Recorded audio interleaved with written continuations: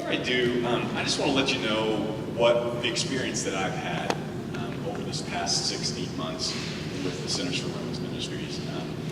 The reason I got involved was probably some of the same reason that some of you got involved, and that was Riova.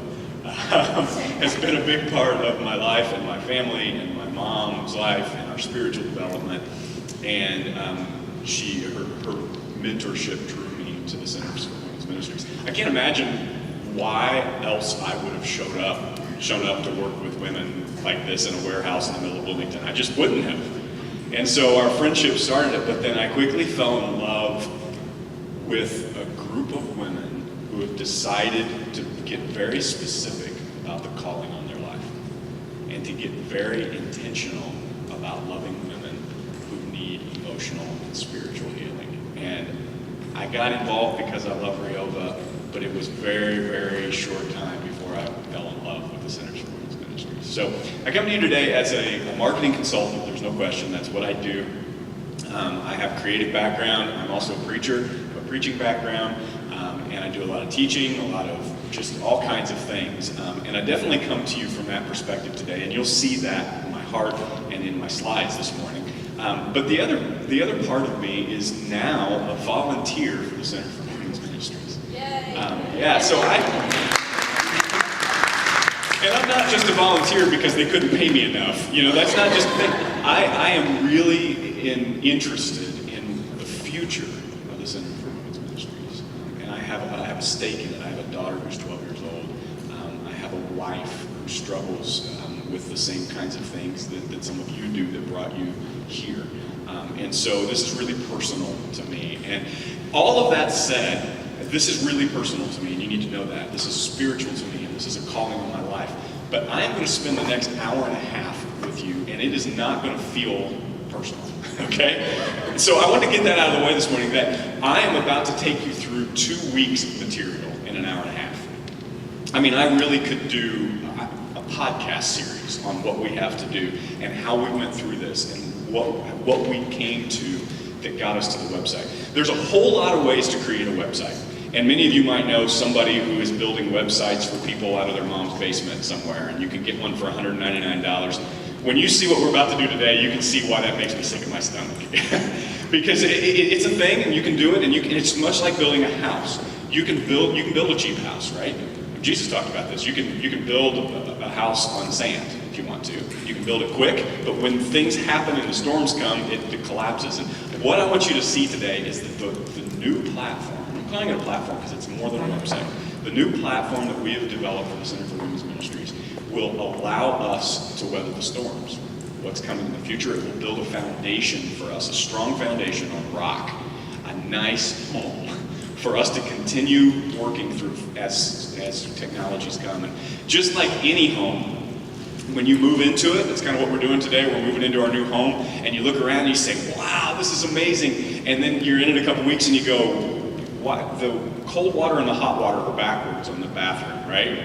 And this couch is not going to fit here, and we need to tear down that wall eventually because this is not right. And you start immediately doing things to your house, and that's the way a good website works. Now, you can take a website and you can just throw it up there, and it's almost like a vacation home that you never go to, and you don't have to touch it because you never use it. But if you're using it, which we're going to, it's a constant. You constantly look around and say, "Got to fix that. My light bulb's out." So this that we're doing today is definitely a kickoff, but we need to think differently about the website. We need to think of it as something that has to be kept up, something that has to grow, something that has to change and evolve and move forward. And so you're going to hear me talk a lot about a lot of things today, and in order to keep myself on track, I made a list. Okay, that looks like a lot, and it kind of is, but you know that I got to be done right about 11 o'clock or a little after. So I will be. They'll pull me off the stage.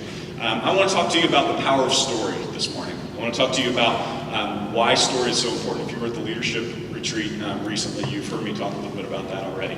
I want to talk about what I believe God's plan is for CWM when it comes to the website. Obviously, you know that my job has really nothing to do with casting mission, vision, values. That's not what I do. My job is to take those things and to give them a platform and to give them a place for people to see them. And so I want to tell you how I kind of feel like that's going to happen using the website. I want to present to you the website, and you're going to get a tour of it today. That's why we got this big screen up here and got everything for you to be able to see, and kind of explain to you why I believe it's your new front door, which I'm excited about, kind of changing your mind about what web is. I'm going to talk to you about preserving the message and updating the methods. So if you're here today and you're going, oh my gosh, everything's going to change, this is going to make me crazy because I really like the message that we have, you need to know the message stays the same. It's the method that's changing. And so we're going to talk about how we did that, how we came to that process. I've been really excited. I want to introduce you to 3 women this morning. These are 3 women that don't exist, but they are what we consider in marketing to be personas. And we have, part of the process of developing a website was to go through and say, who would be visiting this website?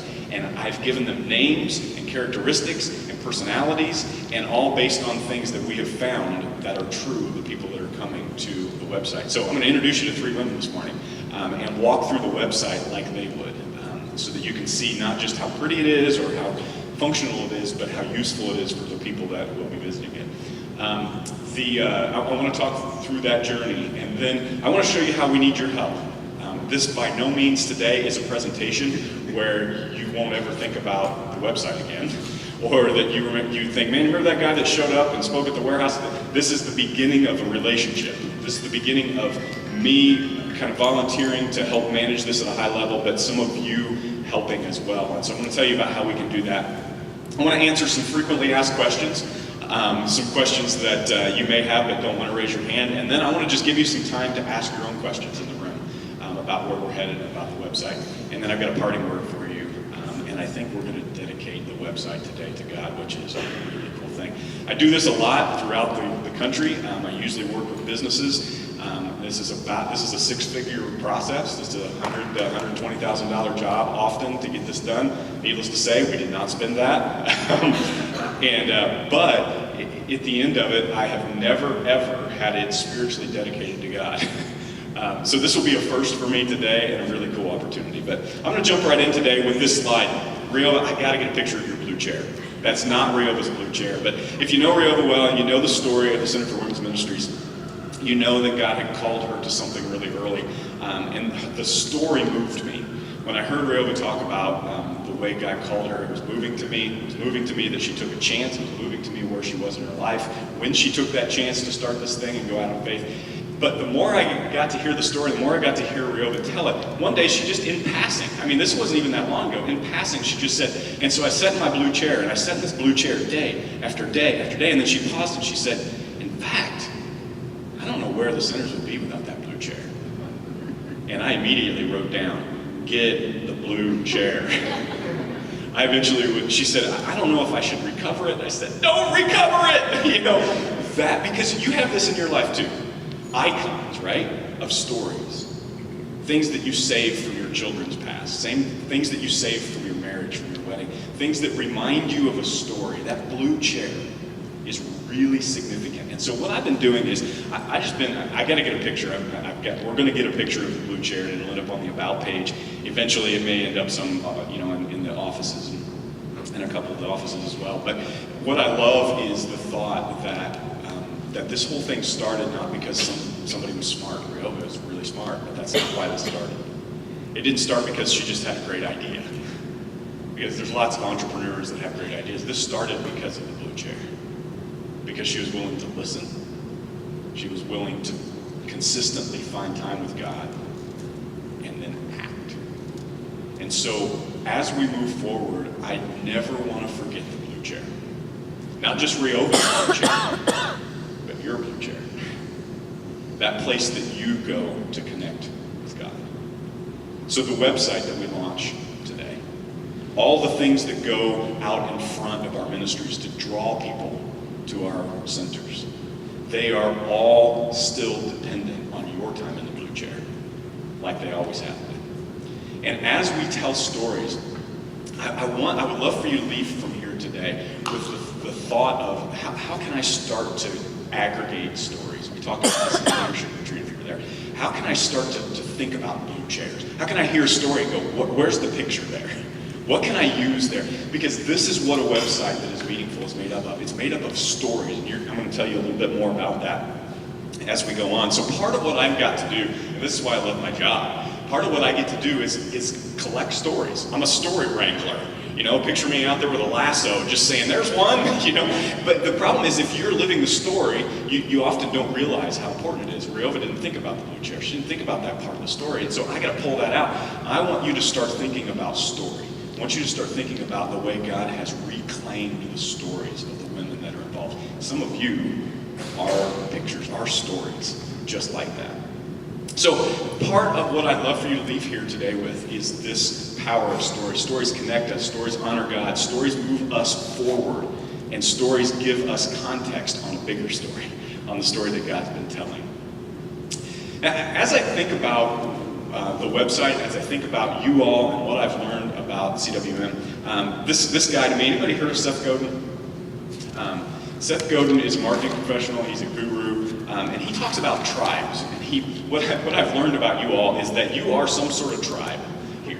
You are a group of people who are moving together. Here's what Seth Godin says a tribe is. He says a tribe is a group of people connected to one another,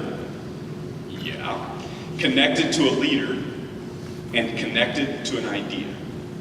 So Seth talks about tribes being all different kinds of things, companies and all kinds of organizations. Now, the tribe at Center for Women's Ministries is what I've been trying to capture with this website. How do we share with the world what is going on here? You know, since the beginning of time, tribes, since the beginning of Genesis, God's been kind of developing tribes, and people kind of collect and they move together and they fought battles and they took care of each other. And then God said, I want a new tribe. And he brought Israel in and he said, you're going to be broken up into 12 tribes, and then you're going to be a different kind of tribe that doesn't just protect yourself and feed yourself and take care of yourself.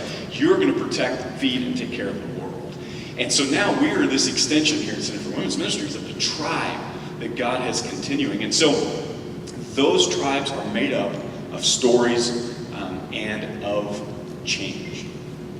And so before I get into the actual site, I want to tell you this piece of scripture that has motivated me and moved me to fight the pain of change in my life. And if today you've come in and you've said, I hate technology, I am overwhelmed by computers and by software and by websites, I love this piece of scripture in Ephesians. Paul says, with all wisdom and understanding he made known to us, that is, God made known to us the mystery of his will according to his good pleasure, which he purposed in Christ, to be put into effect when the times reach their fulfillment, to bring unity to all things in heaven and earth. Paul says, gives this picture that things are moving towards something, that God has the restoration of the earth and of the people on the earth. And I believe that moving forward as an organization and grasping, using technology that God has put in front of us allows us to take part in what Paul's talking about, to move forward, to not be stuck in the past, and not require young people or hurting people who are using social media, or not to require them to say, I don't care what you're doing, you're gonna come to Jesus on my terms. You know, we have decided in this place that we are moving forward, and it comes to change comes with some pain. We need confidence, we need clarity, we need candor. So today, what's going to happen is I'm going to say some things that you don't understand, and there's no question about that. So we're going to give you some opportunity to ask questions. I've given you a place on the website, which I'll show you, where you can actually ask a question about the website. You can say, I don't understand how this works, or I don't understand what this is, and you can click there, and it'll send an email, and you'll be able to get some answers.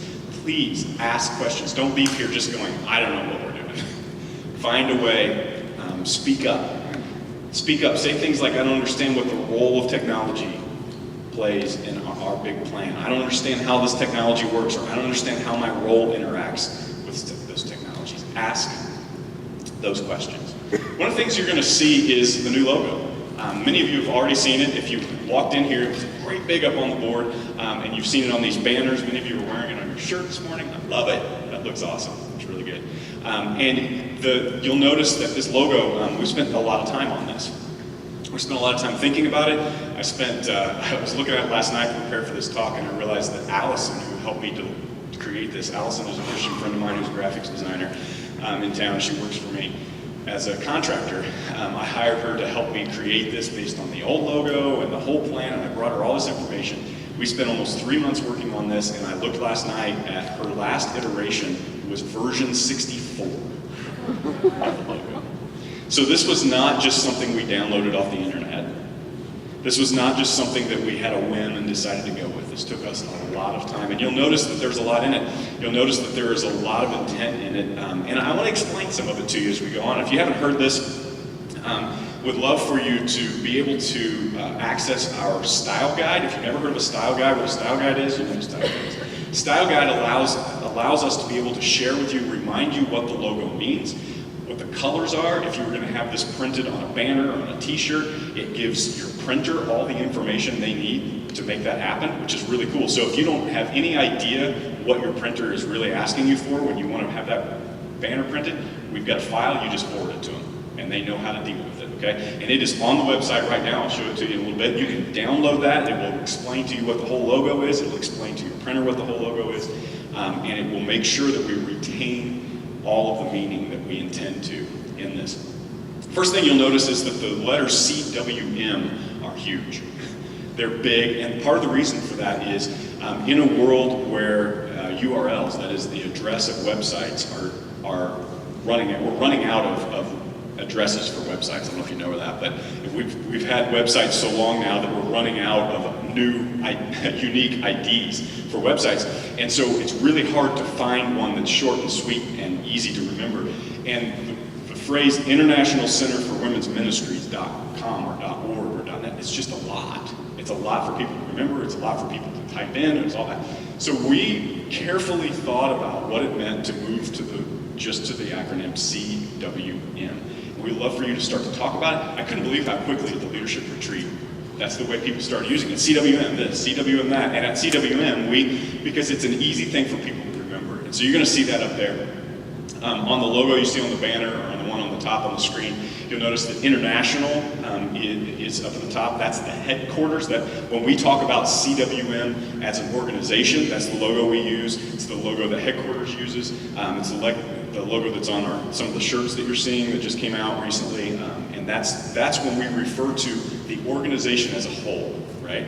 And this is really important for the community to understand, and people who are working with us to understand, that there is an organization as a whole that is helping the centers individually, providing resources and providing things like this website that you couldn't do on your own financially or have the resources for. And so there is this overarching thing. And then the nice thing is we have developed a logo for every center that we have now as well. And that center looks those logos look a whole lot like the International logo. They just replace, so I've got an example of the Bloomington Center here.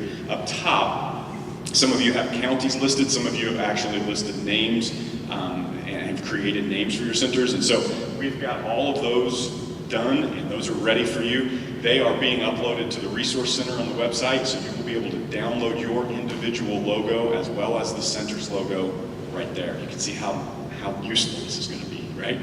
So this logo is a really big deal to us. You're going to hear me talk a lot about it today as we move through the website, because there's some things about it that are really important. If somebody asks you why the butterfly, man, what a great opportunity to talk to them about transformation, about something that was in a cocoon becoming something beautiful and something new, and about the idea of moving forward and change in your life, and how the Centers for Women's Ministries are bringing emotional and spiritual healing to people so that they can evolve, they can become something else, become something new. It's really cool. But you also notice that in some of our versions of the logo, if you look at our embroidered logo, it does not have this. But on most of the versions of the logo, you'll notice there's a mosaic involved, just some simple stroke lines inside the butterfly. And the idea of that is just this very simple idea of brokenness. That at the Center for Women's Ministries, we are called and we are attracted to brokenness, just like God is. He wants to be around, he's in love with people who are broken, and he wants to lead them to emotional and spiritual healing. So that's what that's for. You don't ever have to say that, you don't ever have to ask, but if somebody says, why are those little lines in butterfly? Because brokenness is what we were called to reach. It's what God wants us to address in the world, and so it's part of this thing. And the butterfly symbolizes us moving forward. How cool. How cool, right? So this logo is not just an identifier that's supposed to be pretty. You know what the best logo ever was? The best logo ever, and I mean this, whether you're a Christian, whether you're not a Christian, the best logo, the most descriptive logo that describes an organization and what they do and what they stand for is the cross. Some of you are wearing it right now. And it has such deep meaning to us who follow Jesus that this doesn't compare to that. But we want you to think about the logo differently. when you see it, we want you to go, that's my tribe. That's the symbol of the tribe that I belong to. These are the group of people that I'm moving forward with. I could do this whole thing on the logo, but I'm going to be careful I'm not. So all that leads to we work through the logo and we began to talk about, and I introduced this phrase to the ladies at the headquarters, that your website is your new front door at the Center for Women's Ministries. So I don't know how many of you actually use the internet. I don't know how many of you go to websites on a regular basis. And the truth is, I hope that changes if you don't right now. I hope that this website gets you interested and excited about it. But if you don't, I want to explain to you what websites really can be for our center. And it really is the new front door. So it used to be that if somebody, and even at the centers, I've talked to Rayova about this, it used to be that if somebody needed our help, if somebody needed our services, if they wanted to engage Center for Women's Ministries, they would come and they would knock on the door. They would open the door and you would have to explain what you're doing, and you might have a brochure to hand them, or you might have something. The truth is, people don't want to knock on the door. They just don't. Do you know how desperate someone has to be to go to a stranger's door and just say, I need help? I mean, you have to be at a really high level of desperation to knock on someone's door and ask for help. But you know, at 9 o'clock at night, when your husband's watching the ball game and you're bored, and you come across, and you just type the word anxiety into Google, help for anxiety and depression, and there in Google comes the Center for Women's Ministries.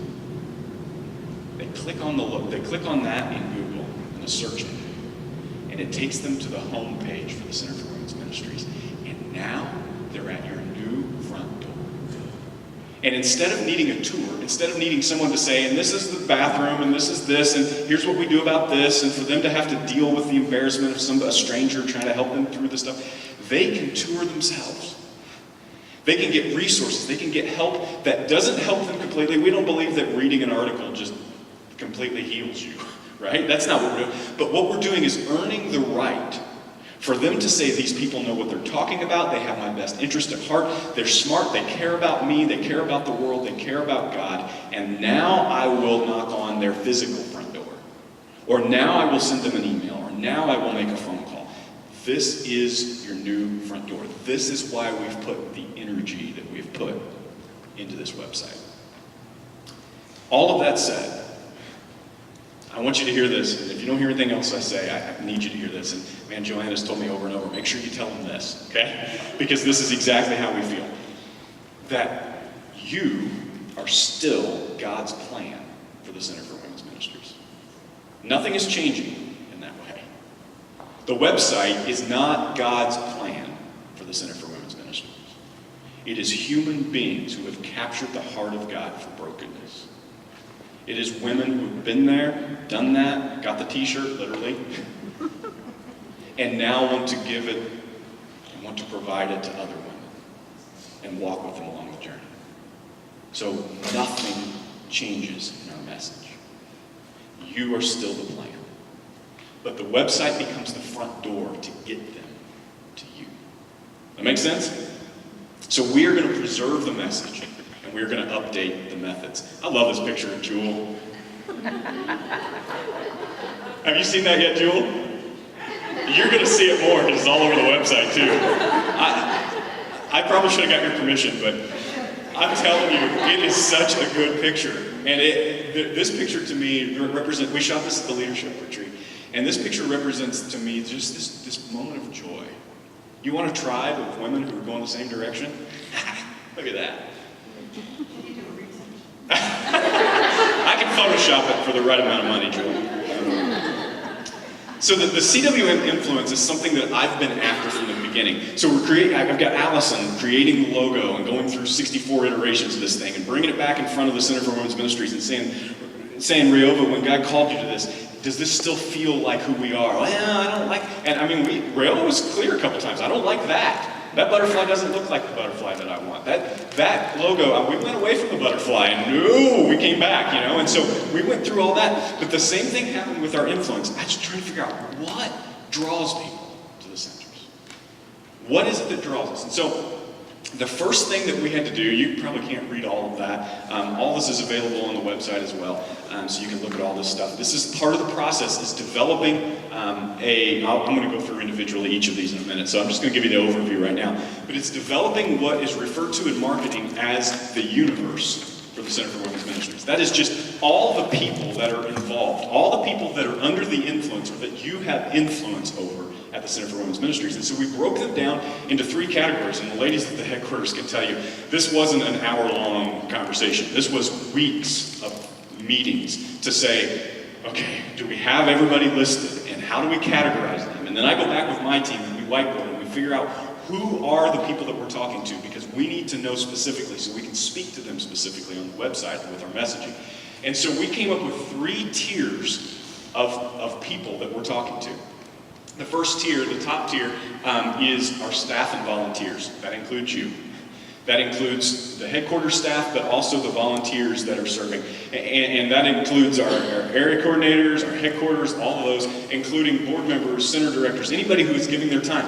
By the time I'm done with this and all the checks are settled with the money that I was going to get paid at the beginning, and then I start volunteering, I'll be on this list too. Right now, I'm on the second list. As a partner/donor, because I'm a partner. We've got a second tier of people that we have influence over, or influence with, or part of their life. The people who made your shirts, these T-shirts. A Christian man in town who I called one day and said, dude, he's a printer, and I said, man, you're going to want to be involved in this ministry. I didn't say, we need shirts printed. You see? We need shirts. I didn't say, hey, we need shirts printed. How much would it cost? I said, you're going to want to be involved in this ministry. Now, what he does is what most vendors do. He says, let's do the first job and let's see where we're at. So I don't know that he even gave us a discount the first time, but he met the people. He got moved in. And so he is, I want you to start to think of this. If you've got a printer in town that's printing your banners, God gave you an opportunity to be involved in their life. You have influence. The Center for Women's Ministry, the tribe, has a chance to represent Jesus to people. Maybe it's a man, maybe it's a kid, maybe, I don't know who it is, but if they're coming through our doors in any way, we have influence on. So we talked about that. We talked about donors and the importance of making donors part of our audience, part of the people we speak to on a regular basis. I'm going to talk about that in a few minutes. And then the last tier, which, and these aren't in level of importance by any means, the last tier is what we refer to as our clients. These are the people that are broken, that are coming to us for emotional and spiritual healing. So one of the things I want you to see in this overview, and you can't read each of these individually, but I want you to see in this overview that it isn't just clients that we think of when we think of the website. It isn't just a broken woman that we think of when we think about resources and things we need. We're thinking about all the people that God has put in our wake and sort of in our path as we move forward. So part of what we had to do then is take those audience segments and break them down into what is their needs. And many of you who are counselors know this a lot better than I do, or peer counselors know a lot better than I do, that there are really 2 levels of needs. You've got the needs that are actual physical needs, water, food, those things. And then you've got felt needs. And if you've got kids, you know those 2 things can be way apart. My son needs a new Nerf gun. You know, my son needs a new video game, right? So you get this felt need, and then you get this actual need. And it's important to take both of those into consideration. So as we started going through this, we start picking apart who comes to our centers. Who is involved in our centers? What do they need from life? We believe they need emotional, spiritual healing. But this is where a lot of Christian organizations miss. They come into your office, and they feel something that you aren't addressing. Their need isn't, in their mind, what you believe their need is. You believe their need is spiritual and emotional healing, but they're hungry. Or you believe their need is spiritual and emotional healing, but they're on drugs, they're so high, they can't even talk to you about that, of what they really need. They feel something, anxious, depressed, whatever it is. So what we did was put together a list for each of these tiers, what they feel and what they really need. And so we've got top needs, we've got touch points. The idea of touch points for each of these audience segments are, where are the opportunities we have to make contact with this audience segment? So how do we make contact with them? And then we have a basic message for each of them. And you can see why this would be 2 weeks of material if I walk you through all these slides. Same thing with donors and partners. We come to their top needs. We come to their, the idea of donor. I've got a friend who is a multi-millionaire, many times over. I mean, a multi-millionaire. And do you know how much time he spends with Christian organizations, nonprofit organizations, who say, "Hey, buddy, just want to take you to lunch." And then really want some money. Constantly. And maybe he'll feel like, okay, I should go ahead and give him some money. So he gives them a little bit of money. Maybe he feels called by God to give them some money. And he never hears from them again until 2 years later. "Hey, buddy, let's have some lunch." "Well, what do you need?" "You must need to do this. You must need to do that." So we're going to do better than that. We're going to do better than that. Our website, our opportunities to have influence with these people, we are going to make them feel a part of the tribe. Not just supporting the tribe, but a part of the tribe. If you're a donor, if you're giving in some way, you are a part of God's plan for the thing that he called Rayoba to at the very beginning. And we're going to give opportunities for donors to get reports, for donors to hear stories, for them to see the impact of their dollars. Maybe their daughters as well. I'm tired, y'all. I was still working on the website at 1 a.m. this morning, 12 a.m. this morning.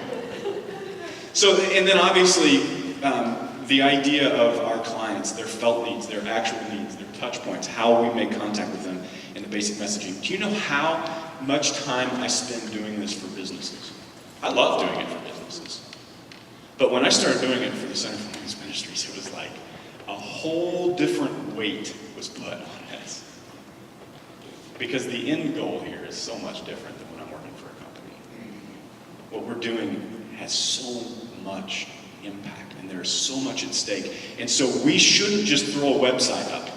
We shouldn't just say, "Hey, here's a cool website with some pretty graphics and maybe a couple of videos." What we should do is spend the time and figure out, what are people looking for? What message do they need? What are they feeling when they see our website? And how can we address it? So you're going to see some copy on our website today that comes from all of that, but we believe that it needs to change. That we need to keep this moving. We need to keep up. So we're looking right now for volunteers. We're looking for people to help us keep this up. Marketing professionals. We're looking for copywriters. We're looking for people to help us tell stories. We're looking for video professionals. We're looking for photographers. You know, Jewel, that picture of you and the group right there. You remember at the leadership conference, I just had pictures like this. I hate these banners. We're going to replace these. Because who are they? You know who they are? They got paid $200 by somebody to have a stock photo taken. But when I did these banners, it was for that leadership, and we hadn't taken any pictures yet.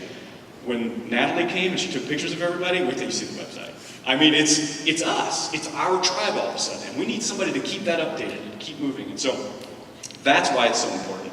You're going to hear us talk, and I could do a whole session on this. I don't want to spend too much time on this, but you're going to hear me talk about the why, the what, and oh my gosh, it's already over 10.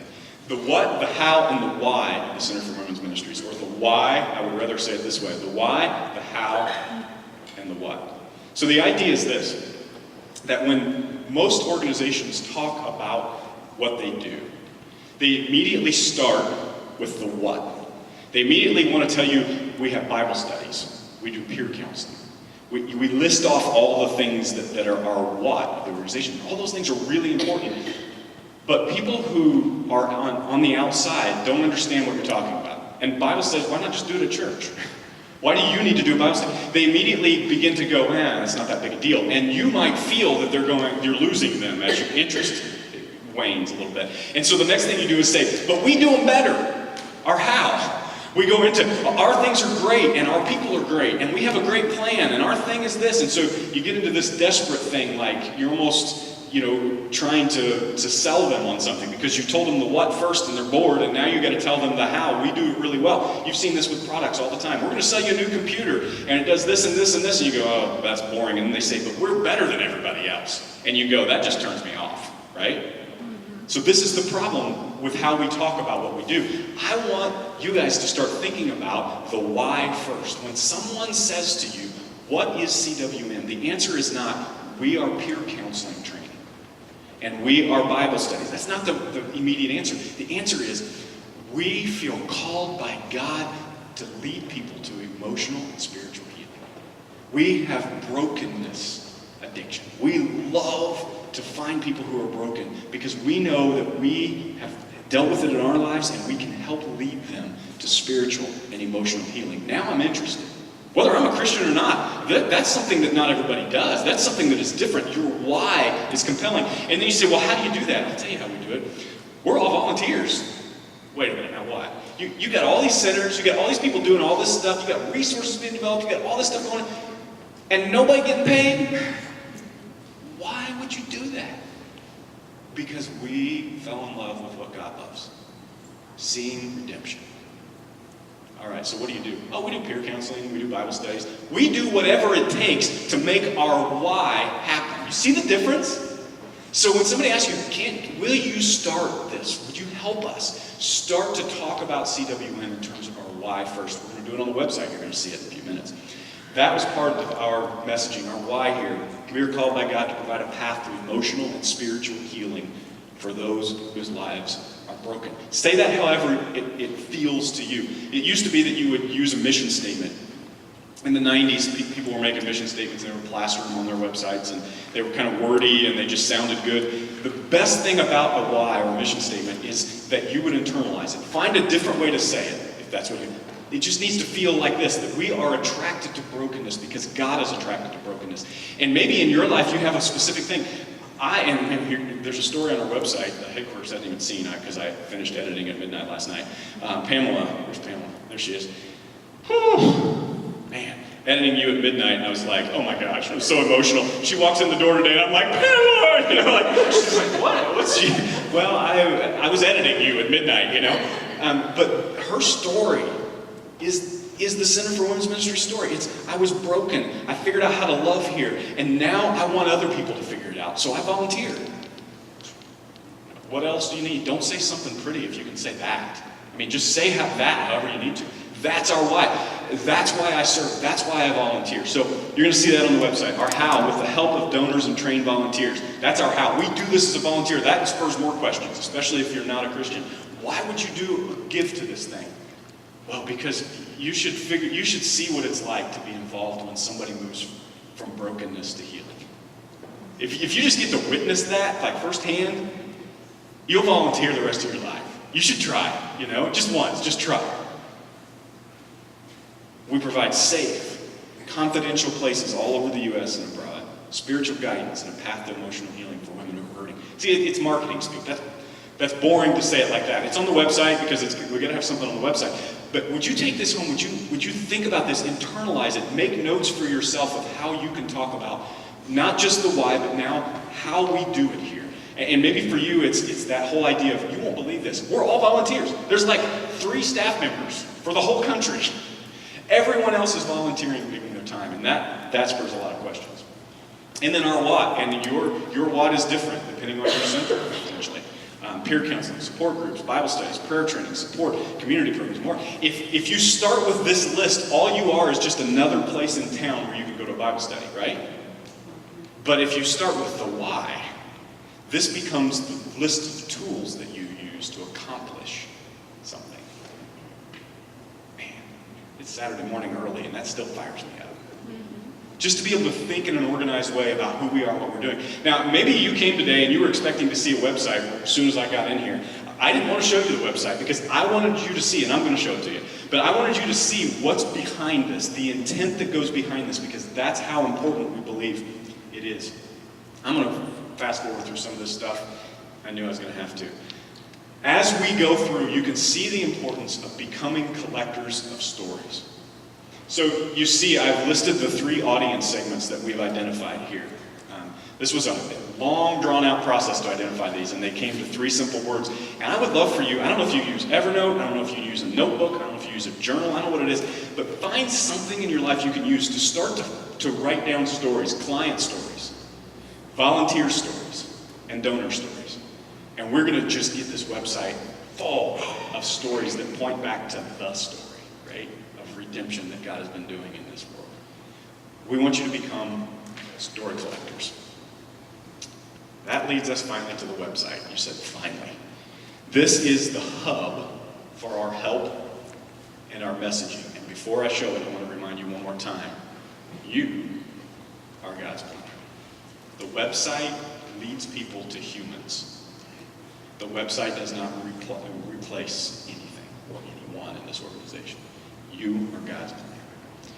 All right, I got more to say on those lines, but without further ado, I want to show you the website. I told you, Jewel. So, if you don't like that, the good news from your perspective is we're going to be changing it on a regular basis. But it'll be in a rotation, because I love it. And you're going to see some more from that leadership retreat. So, here's the thing. If you weren't at the leadership retreat was out in Brown County, beautiful place. We had 1 hour to shoot photos. And it totally changed the website. Of course, Natalie, who came, those of you who were there know Natalie's awesome. And wait till you see some of these pictures. She's great in person, but her photography skills are amazing. So Natalie called me afterwards. The job that Natalie did was about a quarter financially of what she normally charges for jobs. And she called me, she's a Christian, she goes to church here in town, serves in women's ministries. And she called and she said, those people are different. And I said, yep. Welcome. Now, next time I call her, I'm going to say, can you cut that in half one more time? And this is how we introduce people to our tribe that can help and can serve and can be a part. Instead of saying, Natalie, would you donate money? Would you donate this? And hey, I'm going to take you to lunch and ask you for something. It's no, would you come and be a part of this? Would you feel what we're feeling? And would you do what God has called you to do inside the tribe and become a part of this thing? She's part of the CWM tribe in an hour in Brown County. And you'll see why as we go through these. I filled these pictures. They all, when we first started the website, they all looked like these pictures. You know, just stock imagery that we found places and it wasn't compelling. This feels like us, and I love it. So as you come to the front door, no matter which audience segment you're in a minute, I want to show you specifically how we break those down. I want to introduce you to those 3 ladies I was telling you about that become our personas. As you come to this front door, you've got this simple statement. It's time to be fully you. I don't know if that's where we're going to end up. Right now, it's what we have. We're going to keep praying about it. We're going to keep evolving this. We'll keep changing it. We'll keep figuring out how God wants us to use it. But the thought to me, as I talk to women who have used the Center for Women's Ministries, who have been a part of this and have gone through it, there's this thought that they weren't themselves. They weren't whole. And so that's why I came up with that phrase, it's time to be fully you. It's time to do something. Imagine you're sitting on the couch at 9 o'clock, 10 o'clock at night. You're not really telling anybody how you feel, but you feel like you're cut in half. To see the words, it's time to be fully you, I hope would make you move down the line. I love this. We've got a little search box right here. We are working on a piece of technology that will allow us to use the internet protocol address to find the location of the person and be able to tell them, hey, I see that you're in Arkansas. Here's a center in Arkansas right where you are, 14 miles from you. We're working on that. That'll be coming later. But right now, you kind of have to put in where you're from. And you can get a whole list, and you'll see all of our centers. I believe they're all in now, right, Joanne? As of today. What's that? As of today. As of today. The good news is it's growing on a regular basis. So all the centers are listed here, and now here's where it gets even better. Check this out. I can go, for instance, to the Bloomington Center for Women's Ministries, and I can decide, hey, I'm in Bloomington. I want to check this out, and every center has its own landing page on the website. So if you and your center don't have a website, you do now. If you don't have a website that you can control, and it's been the same thing for 3 years, same pictures, same everything, because you can't get a hold of the guy who's supposed to do it, and you know, it's somebody's daughter's son, and you can't figure out who's really in charge. Now you have a way. You'll be able to log in. The center director for each center can log in to what we call the back office, which is another conversation, and you will have access to control everything that is on this list right here. So you can see, I can find out what is in the Bloomington Center for Women's Ministry, all the contacts. Here's some what to expect when I get there, some things about us, and then some upcoming events. All on a landing page, just for the center.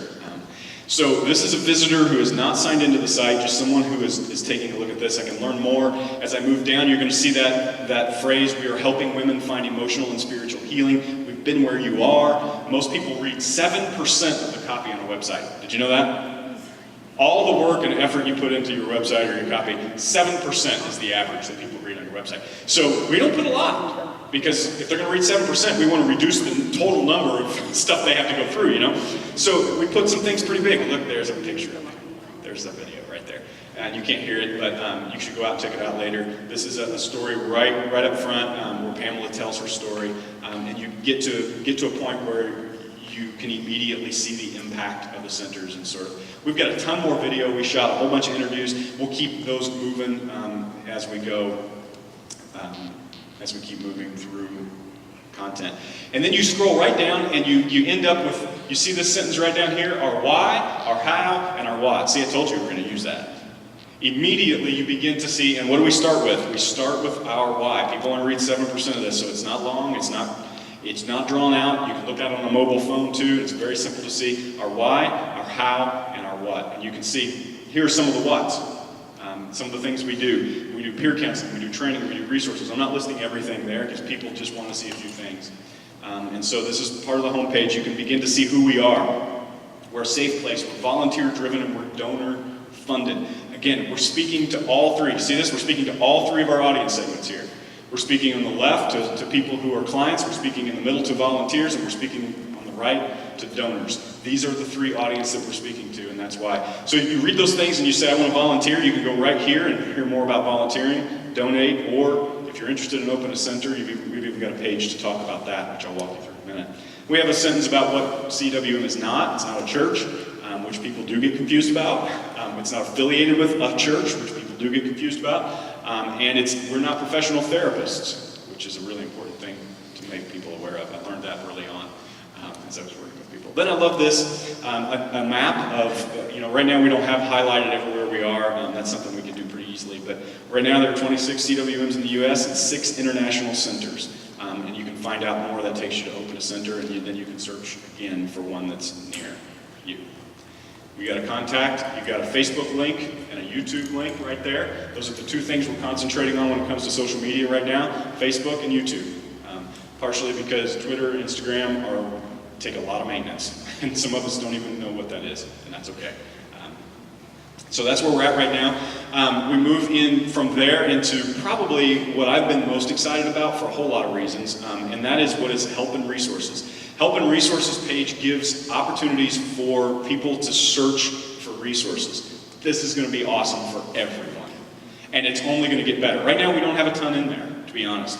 Here's a vision I have, and I've sold this over and over again to the headquarters staff. Here's a vision I have of how another way donors can give to the centers is on resources. My mom is a women's minister here in Bloomington at a big church. She's also an author. She's a great writer, a great storyteller. And often, because of the connection she has with Riova and our family has with Riova, she often thinks, man, I love that place. But Mom ain't got no money. She's not a donor. But she could be. If we said, hey, Claudia, we have recognized a hole in our resources on our website. We need an article, or we need a resource for people who are struggling in this way. We would like for you to donate your intellectual property and write this about this. Now we have a new way to invite people into the tribe, right? And a new way to get intellectual property. Do you know how much that would cost to pay a professional to go out and write like that? But we can be collecting it, and we can end up with a repertoire, with a repository of thought leadership and of incredible articles and ways of helping people. And you will have access to it at your facility for the women who are struggling in your town. That's part of the power of this. Really excited about this. So you can see, when you click on the scroll, and you can search for what we have in there, and it'll search. But then you can also see we have categories here. Abuse, depression, grief and loss, relationships, self-worth, sexuality, spirituality. That list is probably going to grow, and you'll see if you go through here, if I go in here and I search for abuse, you'll see it will filter what we have out for the public. Now remember that right now I'm not logged in. So this is somebody who is not a volunteer, somebody who's not a donor, somebody who's just checking out the site. They can look at resources, and they're free. And it'll be really easy for them to be able to use those. We need to update those, and we need to get more in there. But that's a really cool thing. Now, when you sign in as a volunteer, you get a different set of resources. So that's where you'll start to see resources, and I might as well do it. If I sign in right here, I'm signed up as a volunteer. And it tells me this whole, now welcome to the tribe kind of a feel. Oh, there's Pamela again. You guys are gonna get sick. We only have whatever Natalie shot for an hour out there, so we gotta get more pictures. But you can see the content on that page change because it knows I'm a volunteer.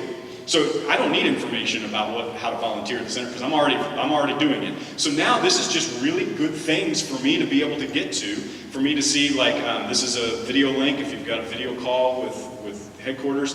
Here's a link if you've got questions about the website. I told you about that. LIT leadership registration form is there. You can download the registration, the information packet. A whole bunch of things will be here. Right now, this is just sort of to show you what the kinds of things will be here. There'll be more and more here as we keep moving. Great way for you to onboard new volunteers. So if you're a center director and a brand new volunteer comes, you can say, hey, go out to the volunteer page, create an account, and you'll see the whole history right here, and you'll begin to understand what we're doing. This is sort of the history of the tribe. So if I'm logged in like I am right now as a volunteer and I come back to Help and Resources, you're going to notice there is a new set of resources here. I've got, in the featured resources, there is the style guide I was talking about. If I click, I can download that, and that is what I would send to a printer. It tells me a lot about the logo, and I've got a description there to remind you of that. You can see in the drop down here, there is now, because I'm a volunteer, there is a section called Branding Elements. And here you'll see there's the international logo. This is where you'll find all of the center logos. I would say in the next couple of days I'll have all of those uploaded. I had a couple things that I had to get right with that as I link into those. But this is where you'll find all of the individual center logos, and you can download your own for your center. So as we move across, even if whether I'm logged in or logged out, I can view this Open a Center page, which gives me more information about opening a center, and then tells me what to do next. And that's right now, that's just a link to connect with somebody at headquarters to talk more about that. I've got the About page, which I love the picture on this page. I just think that's cool. This is the headquarters staff, and it gives an opportunity to kind of begin to share the story and what we're all about here at the center on a deeper level. So if you get the surface level, you hit the home page and you hear the why, the how, and the what. But if you want a little more, you go to the About page and you can find out more. This is where I want to put the picture of Lucia Ariova. This is where I want to reshoot this video. This is sort of an old version of this, and I'd like to reshape a little bit of this old video. This is an older one that's pretty long, but it is in there, and people can view it now. We get a little bit of our mission and all the way down, and ways to contact headquarters as well. And then, you're going to love this, we have a Donate Now button. Okay, so we have, and this is where you might get some questions, we have a PayPal account right now for the Center for Women's Ministries International. Okay, so it is a PayPal account, but here's the cool thing.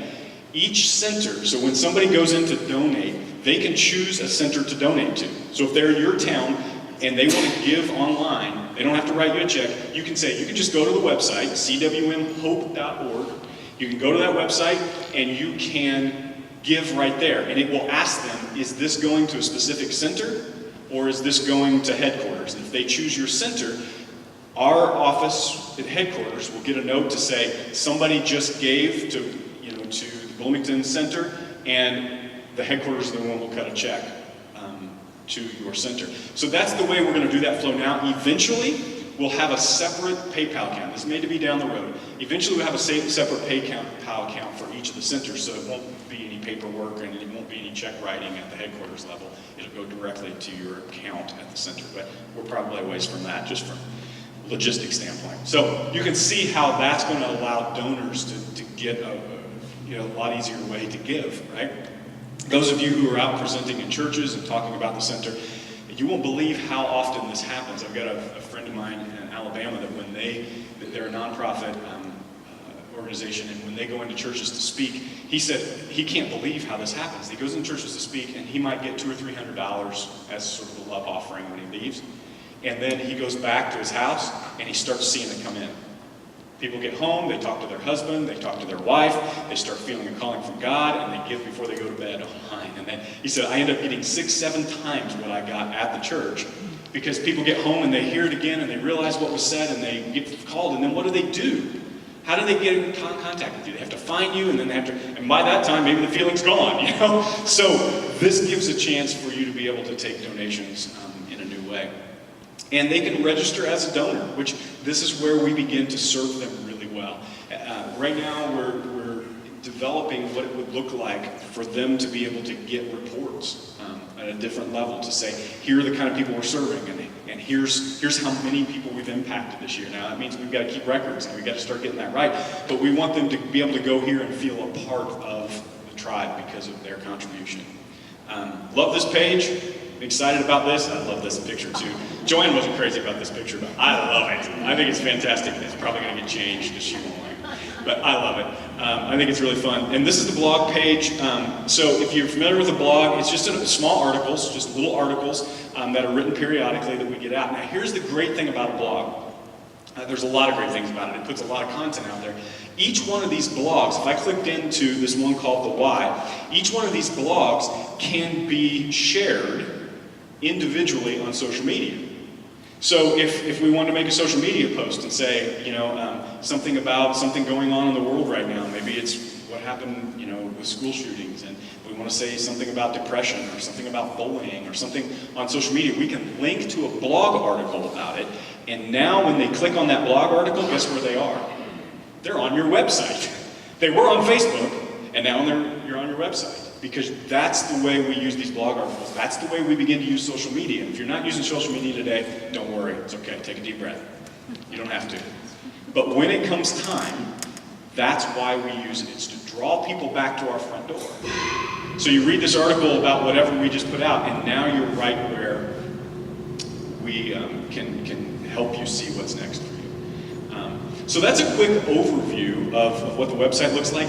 If you have not created an account yet, you can do that today. It's all ready for you. All you have to do, right now I'm logged in, so I'm going to log out. I can show you what this will look like. I can manage all my account right here. All you have to do if you have yet to register, you just go to sign in, and it will, since I already have an account, it comes up with my account information. But if you don't have an account, it will give you a prompt to register. You just put your name in, you put the center that you're affiliated with, you put a little bit of information with like your email address, and you will get an email that will say, "Congratulations, welcome to Center for Women's Ministries," and then you'll be in to our system. So that's where we're at with an overview of the site.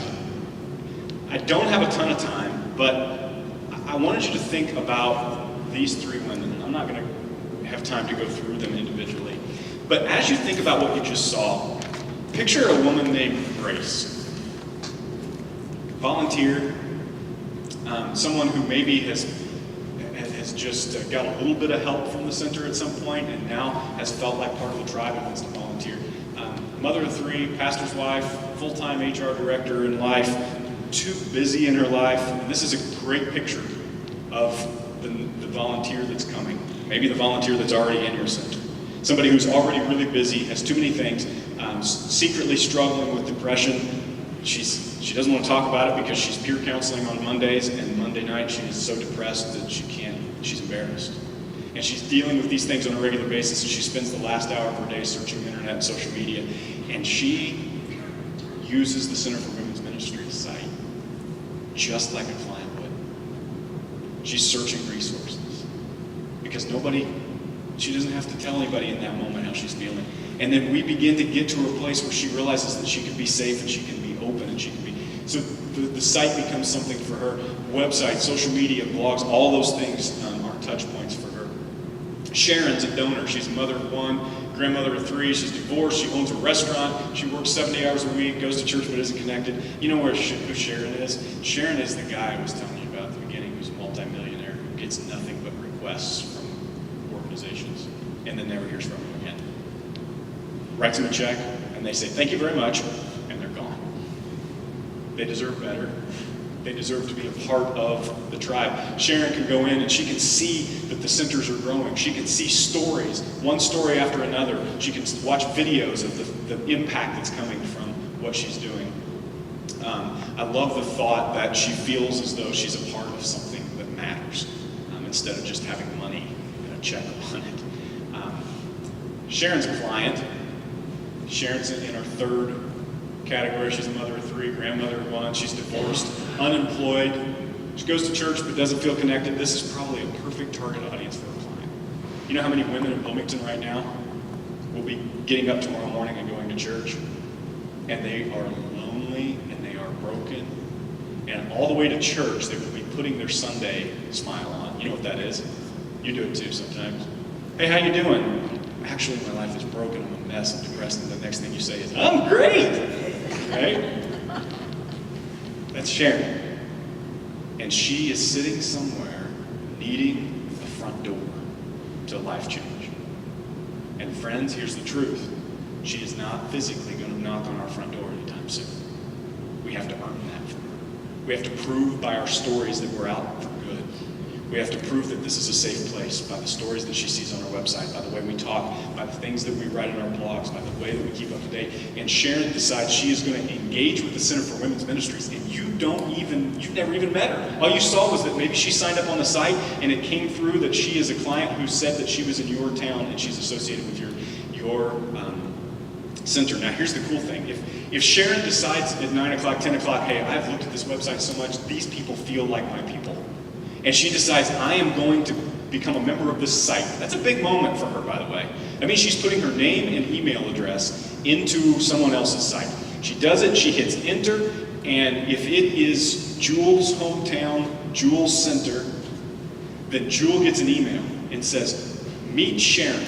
She just said she was close to your center, and she is now part of the website. So Jewel can reach out to her and say, welcome to the tribe, right? Welcome to this group of people. You may not meet Sharon face-to-face for another year, but what we can do is create targeted emails for Sharon and say, hey Sharon, I know you're part of this, I know you're close to us, we're having this event that maybe you'd be interested in. You send her that email, and maybe she comes, maybe it takes 3 of those emails before she finally shows. But now we have a way to connect with people. Can I get a head nod? Do you see where this website is headed? This is why this becomes such a revolutionary thing. But don't forget, as amazing as this technology is, as incredible it is, it depends on your human behavior. It depends on how much you are willing to reach out to Sharon when she does finally connect. How willing you are to make connection with her. Maybe it's, hey, would you like to meet for lunch somewhere outside of our building to ease that connection? And whatever that is, begin to make human connection. The website allows that. It becomes the hub for help, for support, and for our message. I would love for you to see this as a hub. I would love for you to see the new website as a hub. And it's going to get easier to see it that way because eventually down the road, you're going to hear me talk about it in a minute when it comes to the future of the website, that you're going to see communication on the site. You're going to be able to eventually communicate with one another. It's going to bring our centers together. Centers in Arkansas are going to be able to start contacting centers in St. Louis, and they're going to be able to share information and resources, and they're going to say, hey, have you guys ever dealt with this? You're going to be able to, on our website, in a secure environment, say, yeah, I dealt with that, and here's the thing, in sort of a chat environment. I can't wait for that. It's going to be a place for the tribe to have a community. It's going to be amazing. It'll be a place for announcements. Hey, did you know there's a new resource out in the resource center? You may be struggling with this in your center. Maybe it's going to be a place for you to say, hey, anybody listening out there at the headquarters, we need a resource like this. We need help with this. We need somebody to help us lead people to this because we're seeing it in our community. So you can begin to think of it as a hub. I'm going to take a deep breath and a drink of water because I've said a lot of things. Whew. Oh my gosh, it's 10. Okay, so here's where we're at. We have a website that I think is pretty, that I think it represents us well. I think it's done with excellence. I think the message is intentional. I think the function is bare minimum right now. We want it to be more and more and more functional for you and better for you, but we start small because if you get it out there and you get it too big, it's hard to rein it back. So we're starting small, we're going to add things a little bit at a time. But the truth is, this website means nothing on Saturday morning at 10 a.m. It means nothing. In fact, it's a detriment to us. If we put it out there and we say, here's who we are. We are a place that loves broken people. And we are a place that makes connection. We are a place that is the tribe. And we are a place that, and then people start connecting with us. And we don't reply. And they start coming to our website. And we go, websites. We'll do it the old way. Or we say, hey, you guys can have your website. We're going to keep doing this. And we quit using it as the tool that God intends for. I can only take it this far, guys.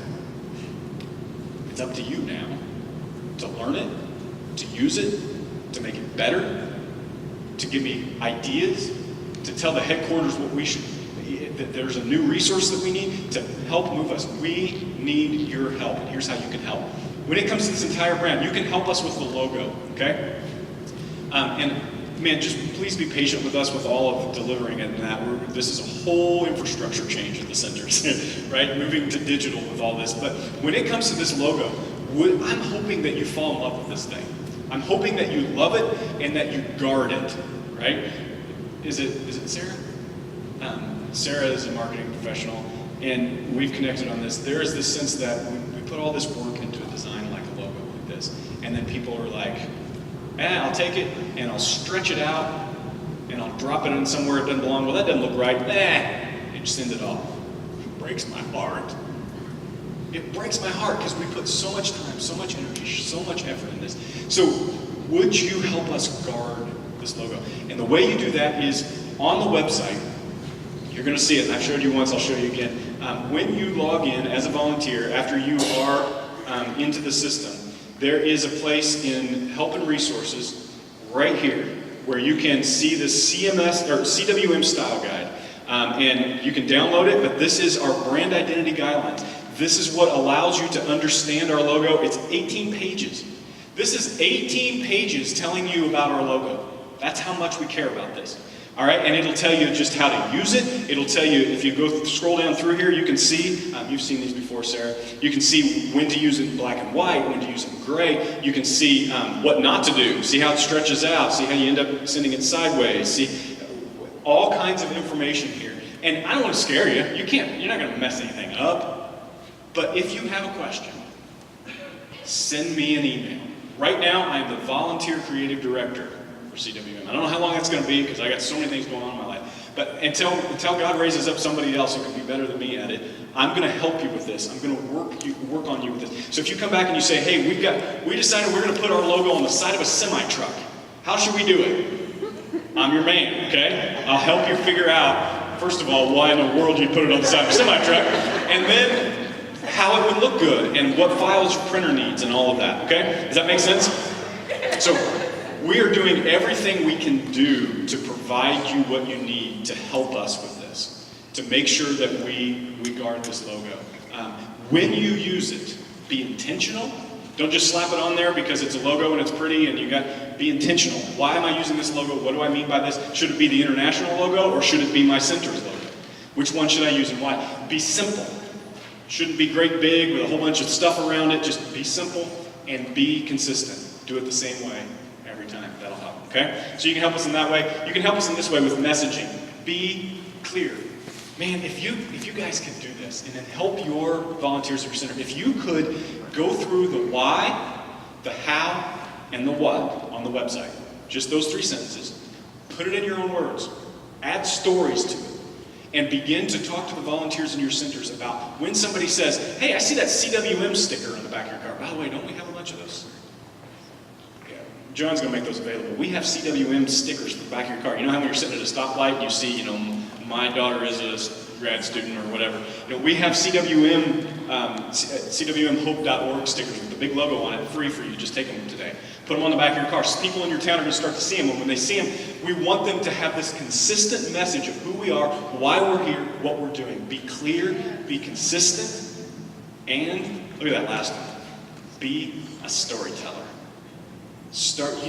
We can all tell stories. My dad's the best storyteller I've ever seen. He can tell amazing stories. And the thing I love about my dad's stories is he has been so close to Jesus for so long. He tells stories like Jesus would. If you've read the parables, you know what I mean. Like, it's a great story, but there's something else going on.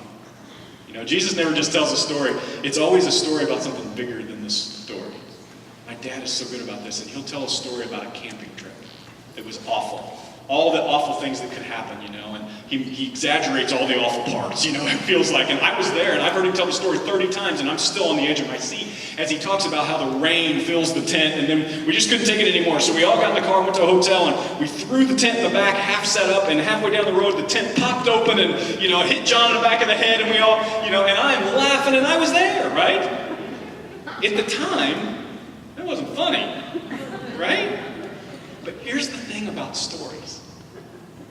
This is the grace of God's redemptive act. The worst part of the story becomes the best part. Think about Good Friday. Think about the story of the crucifixion. We tell about the crucifixion as though it's the best part of the story. Because it is. But at the moment, it was the worst part of the story. And this is what God does with stories. And as you gather these stories, pay attention to the parts that seem painful. Pay attention to the parts that are hard and harsh. Because those worst parts of the story become the best when you say, and then God. And then spiritual and emotional healing. And then the CWM tribe stepped in. That's the power of the story. Is to show the redemptive act that Paul mentioned that God is doing in the world. He's moving things towards redemption. Collect stories. Be clear. Be consistent. Be a storyteller. On the website right now, you can go to, if you're logged in as a volunteer, you can go to this button right here, right on Pamela's face, that says, tell your story.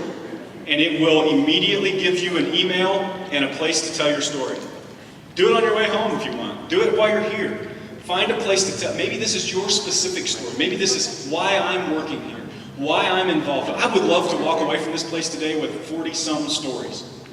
And we'll use them or we won't use them. We'll let you know if we're going to use them, and we'll figure that out. And then maybe down the road, something amazing happens in your center, and you get to tell a story about a donor who felt connected to the tribe, or a story about a client who felt connected to the tribe. This is where you tell it. We want you to help us aggregate these stories. Can you imagine the power of all of our centers on a regular basis saying, oh, that was a great story.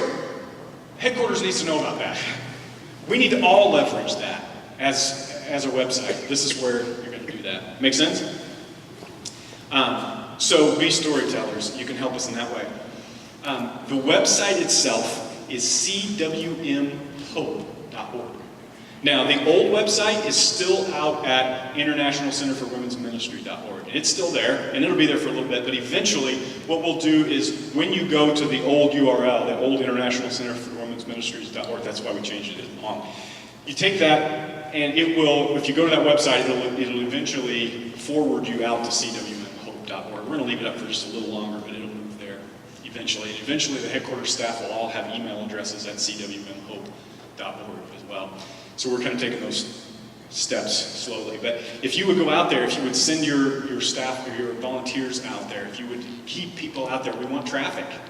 So I don't know how much you know about search engine optimization, probably not much, and you don't need to know much, but the idea of SEO is that when you go to Google and you were to type in anxiety and depression in Bloomington, Indiana, SEO is that thing that Google uses to go out and search the web and bring back results. And it all depends on how much content you have, how recently it's been updated, how much traffic you have, how many people come to your website on a regular basis. And we want to move up that list. We want to be the first thing on that list when somebody types in Google. So we need more traffic. We need more new resources. We need to keep things moving on a regular basis. One thing Google hates is static websites. Websites that don't do anything, websites that nobody goes to, and websites that don't change. So the more we change it, the more we add things, the more the copy changes, the more photos start to change.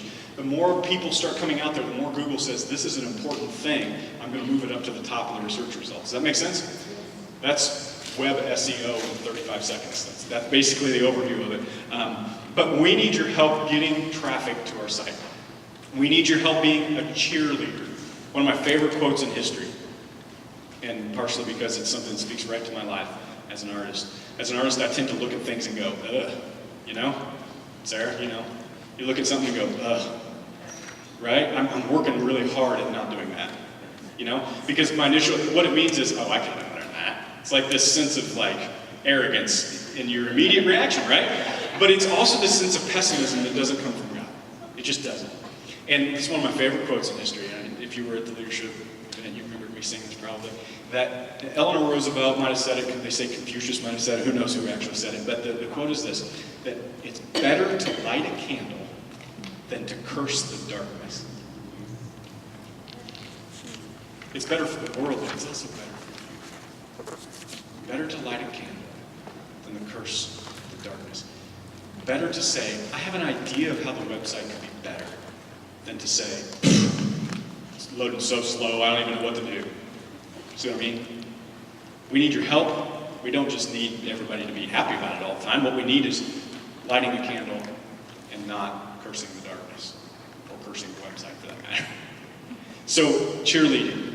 being able to go back and say to your centers, guys, the plan. It's not the website is amazing, it's the plan. It's the tribe, it's the next phase of the way God is using technology to support our message. You've got to hear this. Be patient with us, please. So the way I love to describe a website is like this.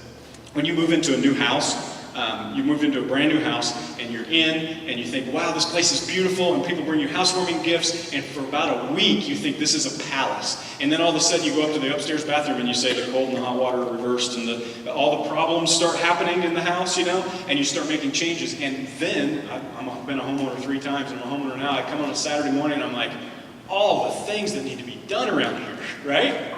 Somebody else comes to my house, and they go, man, this place is beautiful. I bet you guys are just all the time going, oh. And I'm like, no, I'm all the time going, that light bulb's broken and that thing doesn't work, right?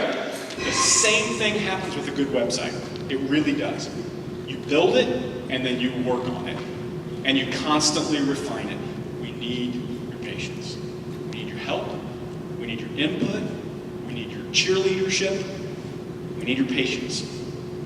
And we need your contribution. Help us tell stories. The more you guys can leverage this and the more we can include the entire tribe in the development of this website, the more powerful it will be, the more rounded picture it will be of redemption of the thing that God has called us to.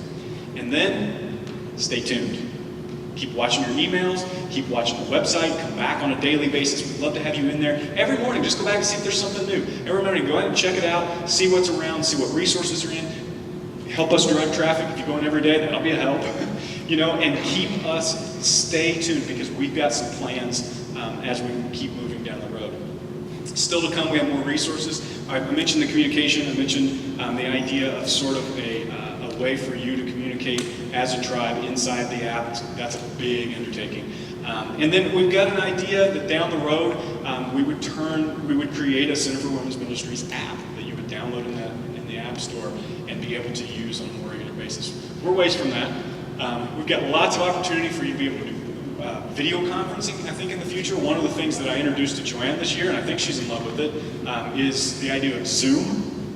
Zoom video conferencing. Anybody use Zoom video conferencing? Yeah. Look at this! Awesome! So, Zoom video conferencing, it takes a little bit initially to get it working, get the audio working and everything, but basically, instead of having a meeting on the telephone, you're looking at each other face to face.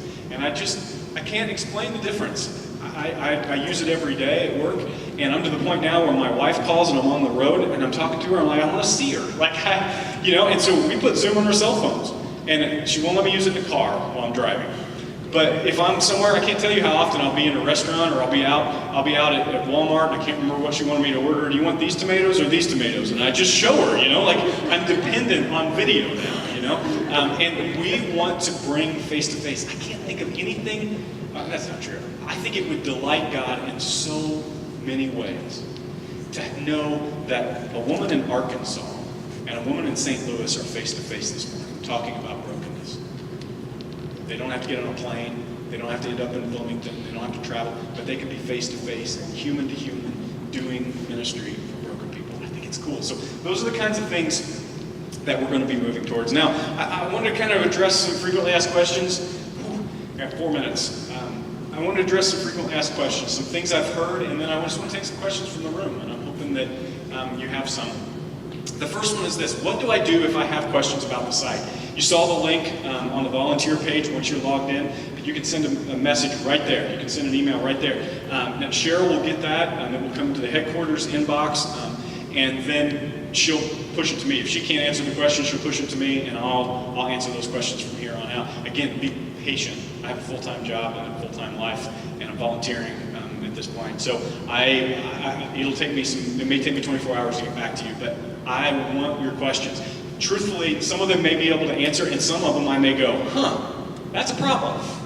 There's an issue that we need to cover here. So that's what to do if you've got questions about the site. Feel free to hit me up. I have to, believe it or not, I have to leave here and then go to Champaign, Illinois and speak again. So I won't be around much today, the rest of the day, but if you do want to catch me, feel free to catch me while I'm here as well.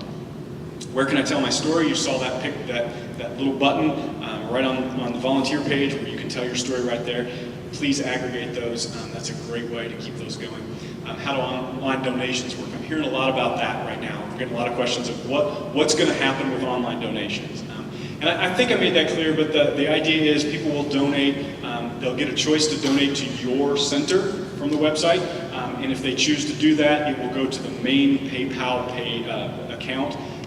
And for right now, headquarters will write a check to your center. So it's really clean, really clear right now. And we've got the headquarters PayPal site set up really well so that all of that's clear. Eventually, we may move to individual pages, but we'll cross that bridge later. How can I get the logo? I heard that a lot over the last few weeks. Right now, there are a couple ways to get your logo. One is right this minute, it won't, but probably by the end of the weekend, all of the center logos will be in the Resource Center. And you'll be able to download them in the Resource Center, find yours, and click download, and it'll come down. I didn't get that done last night because I had a problem with file size, and I got that working about midnight last night, but I didn't get it uploaded. So I'll do that this weekend. You'll be able to get them there. If you come to a point where what you want isn't there, so what you're doing is you're downloading a folder that has a whole bunch of other things in it. There'll be files you can't open, and they say for printer.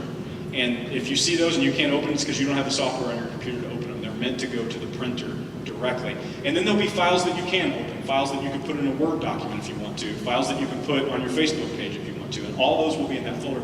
But no question, there will be versions of the logo that you need that you don't have. And that's where you can get on that button for questions I have about my website, send a note and say, I need this logo or I need this sent to my printer, and I'll be starting to help with that. Our goal is to get to a point where you don't need me, that you can get everything you need on the website. We're not quite there yet. I think we'll just keep getting better when it comes to that.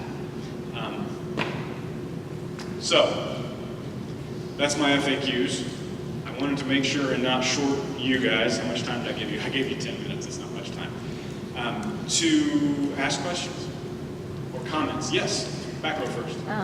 The storytelling. Yes, ma'am. Okay, do you want that specific, like from a volunteer, something they've been through in their life?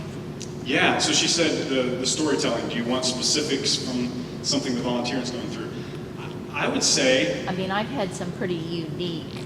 Unique is fantastic. Situations. Because we're going to have a bunch. And I would say unique is fantastic. I'd also say, remember I talked about how God is redeeming bad things to good things. If you can include, obviously we're not talking about names and not giving so names. We don't put names? No, we don't need... Who can see the story? Is it anybody that logs in? You need to assume that anybody can. Now, we will have, behind the login, we'll have stories for volunteers and stories for donors, but assume that it will be a public-facing thing. And we won't ever just take your story and copy and paste it and put it out there.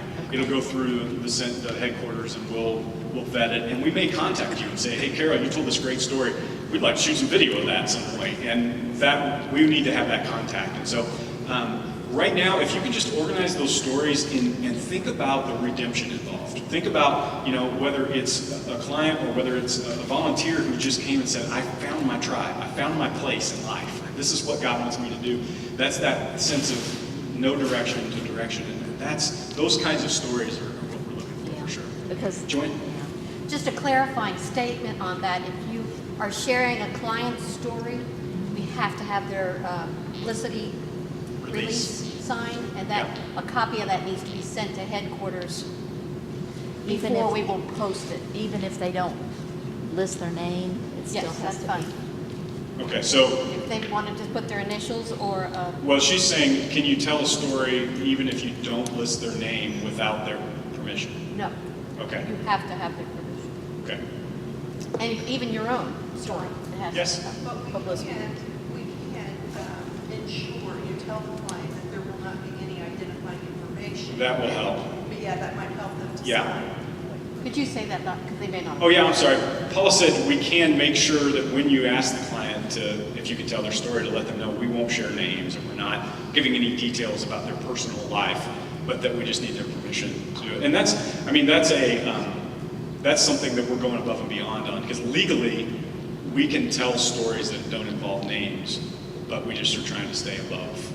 Ideally, on that. they should read it and give their final Approval. Yeah. before you send it. And that's something that I definitely want to lean to headquarters on to make the rules on. I know what the law is, but we want to do probably more than the law gives us. So, yeah, D. Is there a place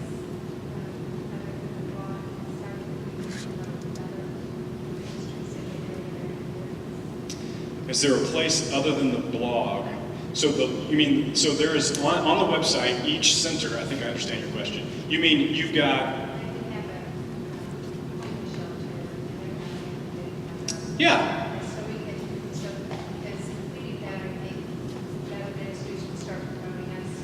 It's a great idea. So here's where I would do that.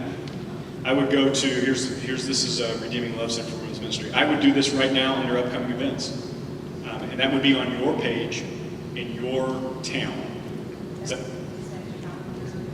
It's not a calendar, it would just be text for now. We could definitely eventually do a calendar. Those are the kind of ideas that I'd love to get to as you got them. Didn't even consider putting a calendar there, but that's where I would put that.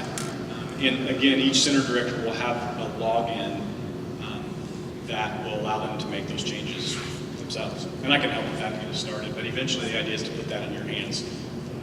Yeah. So the upcoming events, when she puts that on there, does that say that all the other, organizations, whatever, centers can go and look at that as well? Yeah, they could certainly. Absolutely. You can. And you know what would probably be the best thing for us to do is for you to take, so for instance, if I was back on, this is the Rafa Center, this URL right here is their you can see it's Rafa Center for Women's Ministry in the hashtag. So it's cwmhope.org/location/ there's a big link there. But if you took that and you put it into Facebook, for instance, and you wanted to promote it on Facebook, it would go out there, and people, if they clicked on the link, they would come directly to the Rafa Center for Women's Ministries page right here. And that would be the way you would want to use it to kind of promote it to be out. Does that make sense? Now, one of the things that's interesting too is if you do have a website, like Rafa does, if you do have a website, you can list it right here. And I can come to the landing page on the site and then go, oh, Rafa has their own website. Now I'm going directly to their website. So it's just another way for people to connect. Does that make sense? Does that answer your question? Okay. Yeah. PayPal is up ready now. Yes. Yep. Yes. You said that you go on to the website. Yep. And you request to be registered if you're a volunteer. Yes, ma'am. Does that mean anybody can post anything? Or is there going to be access levels that somebody's going to okay? Absolutely. So right now, if you go and you sign up as a volunteer, nobody's posting anything right now. Right. So what we'll do is in the back office, if you're a center director, it will be Jerry's job right now to go in and say, she's a center director, she's an area coordinator, and we'll click on those as we get them. So we'll get an email that says, Tracy just signed up for the site. We have to go to the back office right now and say, Tracy is a center director. So that when you log in, you'll see things that center directors see. Does that make sense? It does, but what I'm saying for posting, because you were saying that there has to be I call it HIPAA, but. Oh yeah, release. Yeah, release form signed. Yeah. So if we're gonna have more than one person posting from our center. Yeah, so now you're not posting the stories to the website. You're going to send an email basically. That button just sends an email to the center. Somebody else deals with all of that. Okay. Now we'll ask you for the permissions, we'll ask you for all that stuff, but nothing gets publicly posted by anybody. Yeah. So it's just sending information. We're sending it to headquarters, yep. And then what will happen is we might say, hey, Tracy, this story you told is amazing. We would like to use it. Okay. And you'll know at that point, and we'll say, we didn't get what we needed from a release standpoint, or we did, and it will be here. So basically, headquarters will be doing all the updating for your Yes, ma'am. individual. Yeah. So really, it's Well, not updating for each of the landing pages. We can help you with that. But those stories, I'm talking about the stories for the site in general. So if you gave me a story, it would be something I could use for the whole site. Okay, but I'm talking about now just the center. Yeah. So will people assigned for access for that as well? We have one center director that will have access to make that change for each of the centers. Okay. Does that make sense? Yes. Okay. It's confusing. Yeah, Tricia. On the resources for volunteers, you were saying on the Grace page that there would be access for different subjects and things like that that would be posted. Yes, ma'am. because we all live busy lives and we're volunteering, there's a certain amount of required training that we do, but I know that there's extended training that many of us would like to have, and we don't always have the time on the day that we're at the center working because maybe we have clients or Yeah. something. Are there going to be leadership DVDs put on there, or things that Fantastic the idea. headquarters would like for us to see? Then you're home at night, you've got a free hour, you can get your Perfect. laptop and Jerry, write that down. do something. That's exactly why I want you guys' input. That's exactly Because what we then want to do. I it don't know if you doesn't heard put a that. strain on our director Absolutely. to have time to do it. It's one to But she many. says, hey, I really like you guys when you have time during your week. Absolutely. Go see this because it'll help you with your ministry. I could see us putting, when you click on volunteer, I could see us putting a section at the bottom called training. And it's Yeah. just links to videos and resources and stuff. Joanne, that would be something we could do pretty quickly. We have a lot of that. Got a And YouTube. where it tracks Yeah. for each individual that signs in, so they get credit for Yeah, their. I'm not quite there, but that's a great idea. That's a great idea. If it tracked you, Well, that's for their We certainly training, could they do that have to initially. have so much training. you gotta have so much training and it would track and say you got 3 hours for the leadership video you watched. It's a great idea. Jeez. Yeah, Okay, I have two questions. Okay. One of them is springboarding from their questions about the training. sure. Would there be in the future some way that we could do live training videos or record training videos for our center? Like we've been talking about having our center go through some different types of training that other community organizations offer in our local area. So if we had those women come in and talk on their specific subject that they work with in our community, would there eventually, if we had the technology, be a way we could record that and have that uploaded to the volunteer site so other people could have that? Absolutely. Okay. What I would recommend is if it's something that would be good for all the centers, let's put it on the main resource page for all volunteers. If it's something that is just specifically for your center and your volunteers, we'll put it on your landing page for your center. Could do that now if it was a YouTube video. So, that makes sense? Yes, it does. That's And cool. my other question. Oh, yeah, two. No, it's okay. The other question that I had was, if we wanted to create our own personal website for our center, what platforms would you recommend? Because I know there's a ton out there. GoDaddy, WordPress, like all kinds. If you're going to manage your own website, the question was, if we're going to create our own website, what should we use? If you're going to create your own website and you know what you're doing, I don't know, Hannah, if you know web development or design in any way. I'm between an amateur and an expert. I'm Yeah. really not an expert, but I'm a little. So my first recommendation, Sarah may weigh in on this, my first recommendation is Squarespace. It is as easy as it gets. Squarespace.com? Yeah, it's as easy as it gets. I think the bare minimum is $15 a month for service. It's just as easy as it gets, honestly. WordPress is doable. I don't like it. To be honest, it's confusing. It's That's what I was gonna say. unnecessarily clunky. But Squarespace is a great place to start. Just secretly, in front of all of you guys, someday, I don't know how long it's going to be, someday I want to provide websites. But I thought the point of this was to not have individual websites. I wouldn't say the point is not to have them, it's to bring an overall sense of tribe, but the landing pages at least give you a sense of here are the things that are going on in our place, you know? And so if we could get visitors to come and find out the big picture, and then click and find out how they can be involved in their local center, that's ideal. If they got to it the opposite way, if they came to your specific website first and didn't come to the big one, we would want to put a link somewhere on your website that says, now go find out the big picture. You know what I'm saying? So that we have both. Continue to keep the website that we currently have. Yeah, absolutely. So Squarespace is my first choice. Yeah? You had mentioned earlier that this resource was available. I'd like to take this back. Yes, ma'am. Counties. This presentation. Yep, I will do that this weekend. So when you log into the site, you'll go to resources, and it'll be right there as a featured resource. I'll put it right there as a featured resource. It'll just be, probably call it CWM website rollout presentation. You can just download it right there, it'll be a PDF. Are you making a list? Are you reminding me of that, Joanne? Right there. Beautiful, thanks. Yeah. If I'm not a volunteer, is there any way I can register into the center Let's talk about that because you shouldn't have a problem registering. Yeah, yeah, we'll talk about that. You and I get together. Fortunately, we're in the same town. So we'll figure that out. That must be an individual situation because that shouldn't be a problem. Yeah, Get back to the storytelling. yes ma'am. I just think that sometimes it's easier to be able to have some kind of an outline. Ooh, that's a great idea.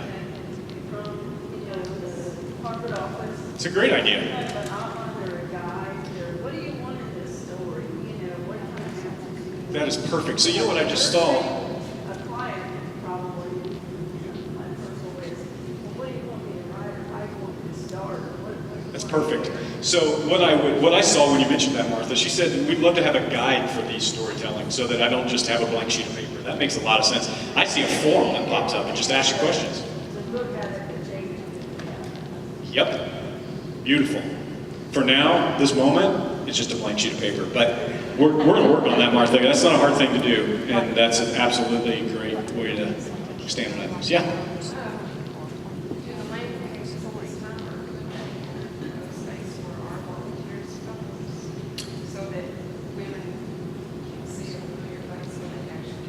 Absolutely. I think that's a great idea. So currently, there is a place for a photo.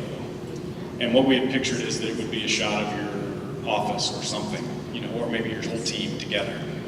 If it was a group picture, that'd be ideal.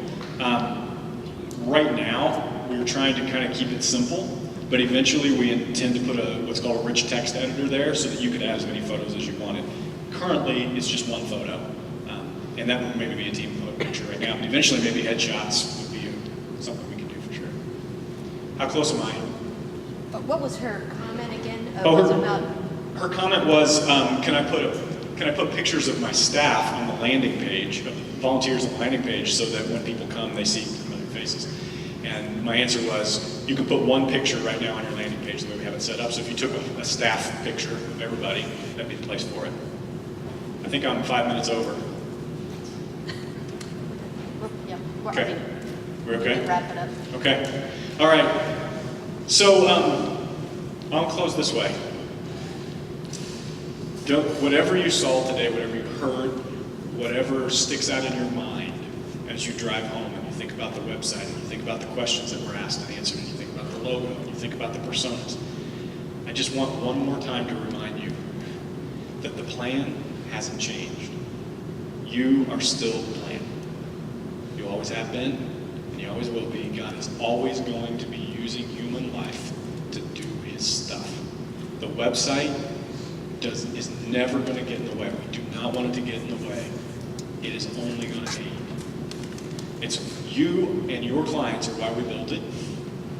And we just want to continue to make it better as a tool to not change the message, but to update the methods to reach even more brokenness for emotional and spiritual. Thank you for listening to 2 weeks worth of stuff in about an hour and a half. Love you all. I'm honored to be a part of the tribe.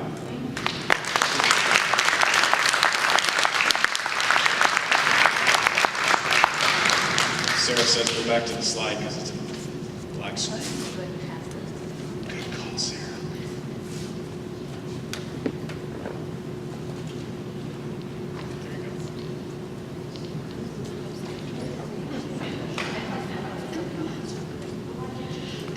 Everybody take a deep breath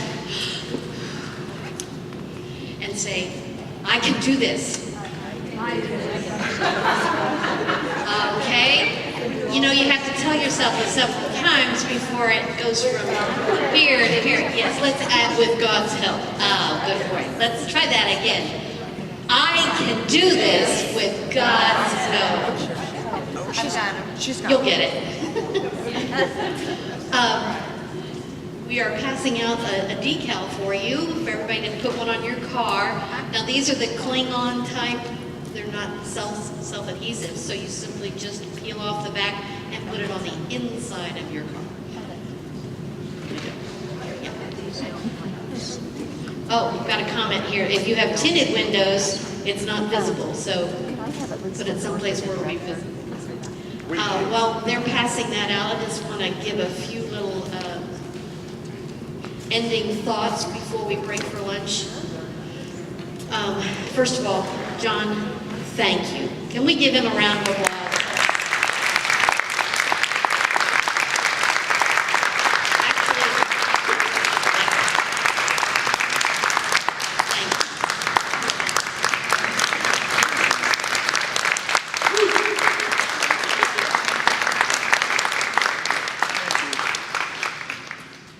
You think your head's swimming.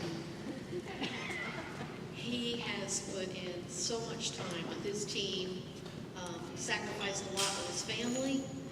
Although his family has been on board, we made sure that before we let him say yes, that his wife was okay with him doing all this volunteer work, and she too has been a great asset. But we, John, I know we keep saying thank you. I just wish that was adequate.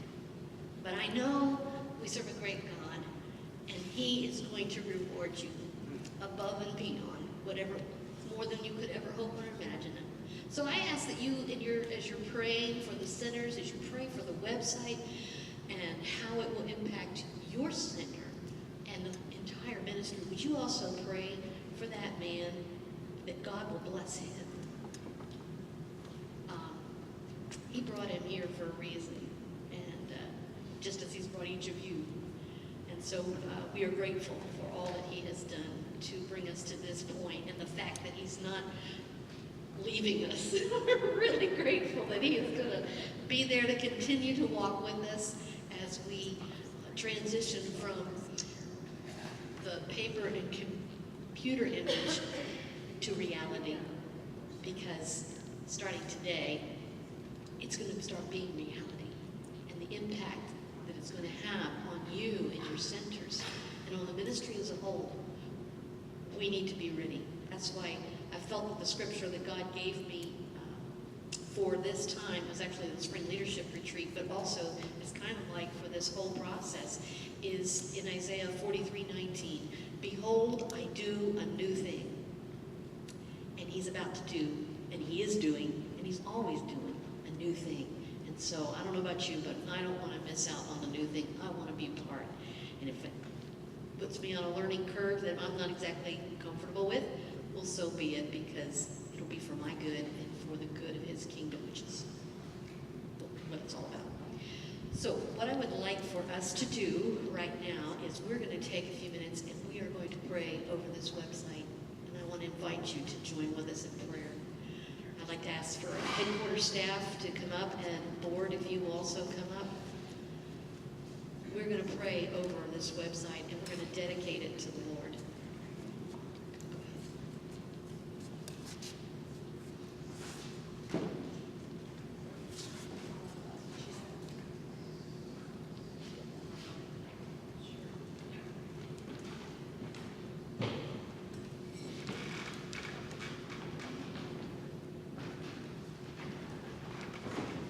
John, Jerry.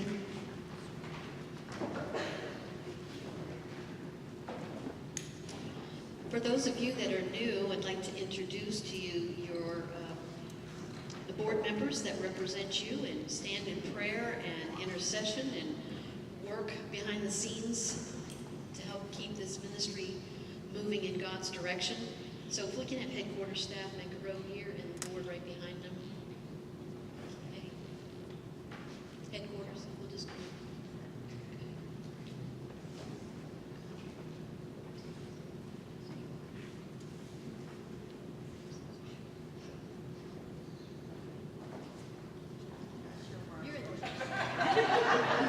We didn't practice. See, I'm not in control. Okay. So you'll meet our board this afternoon during the annual meeting. This guy is my right-hand man. This is Jerry Rhodes, and he's going to be managing the website until the Lord sends us the next person. So he has also been involved in this process. Every time we've met, he's come up after work and been there, and so we're very grateful that he's willing to do this. So, and of course, so we're going to pray. So would you mind standing?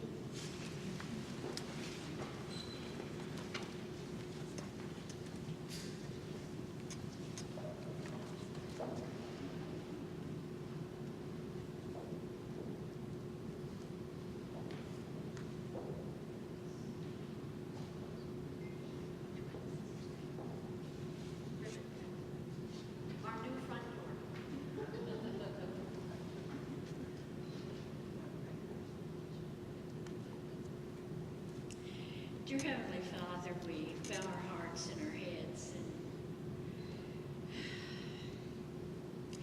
in adoration and praise to you for all you've done. Dear Lord, as we've gone through this process, I think back 3 years ago when John and I talked about this, and I just wasn't ready to get on board. And I know as we've talked, John has said more recently that he really wasn't ready for the process either.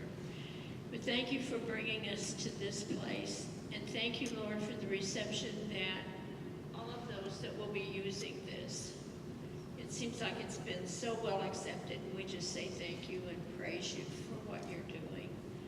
Lord, I just want to pray that, as John has reiterated over and over again, it's not a new message. It's just a new method. And I just want to ask that in the years that are ahead, that we'll keep the original call in place.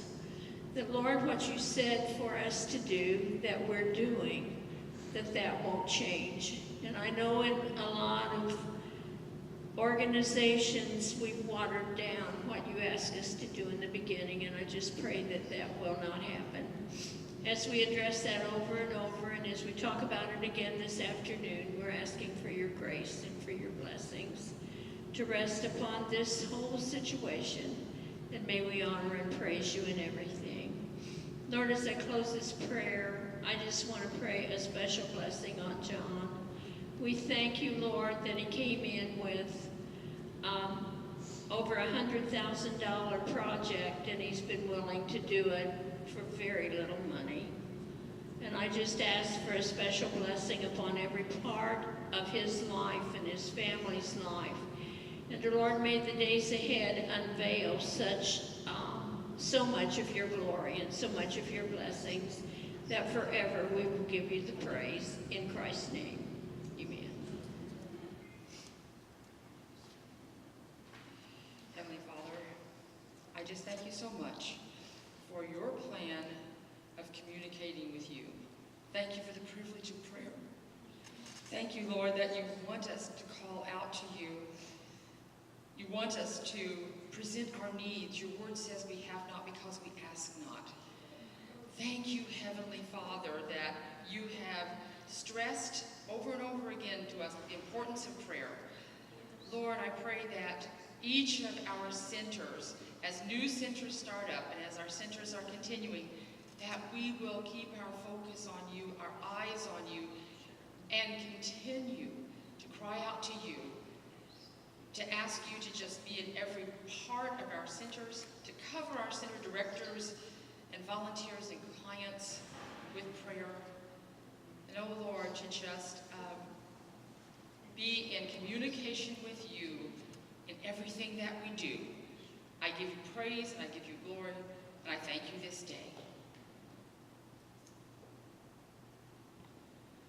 Father God, we are humbled by this good gift that you have given for the project as it was first developed, as Rio said, for over $100,000, and he's tailoring it for far less than that to help it work for Center for Women's Ministries.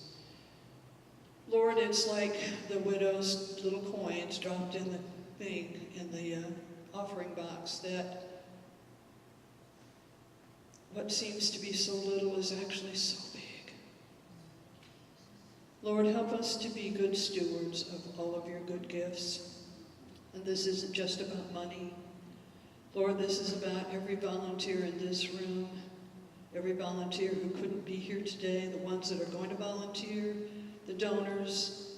Lord, everybody is involved in stewardship. Help us, Lord, to treat each other with love and care, to be good stewards of our relationships and of the work you've given us to do, and of the unity of the body of Christ. In his name I pray.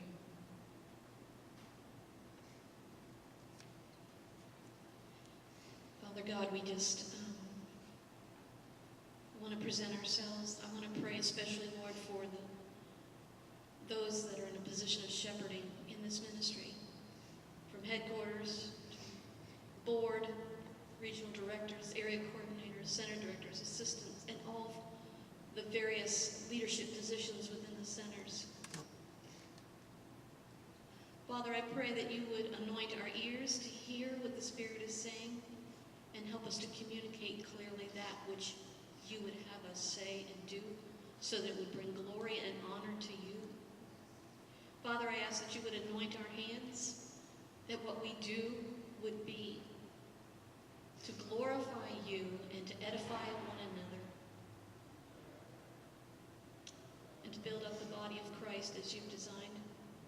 And Lord, I pray that you would anoint our feet, that we would walk in integrity, that we would have feet that are shod with the gospel of peace, and that, Lord, we would seek above all else to love you and to love one another and preserve the spirit of unity so that your presence can rest in our centers and our lives on this ministry and accomplish, Lord, your kingdom, that of bringing healing and restoration to the lost and the broken. We ask this in Jesus' name.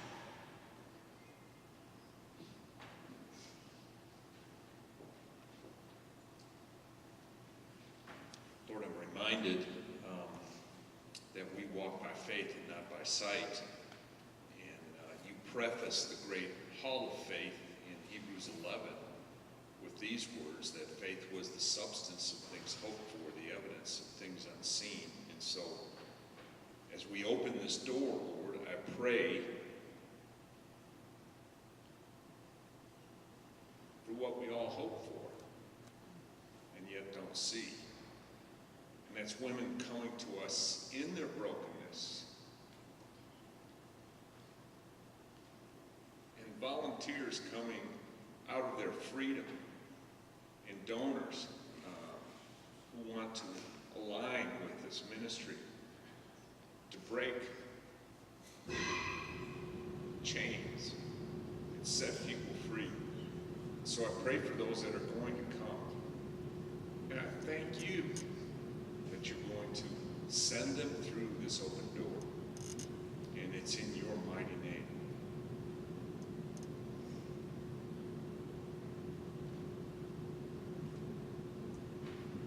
So this ribbon is symbolic of our new open door, our new front door. And so we're going to cut the ribbon and say, Lord, open the doors.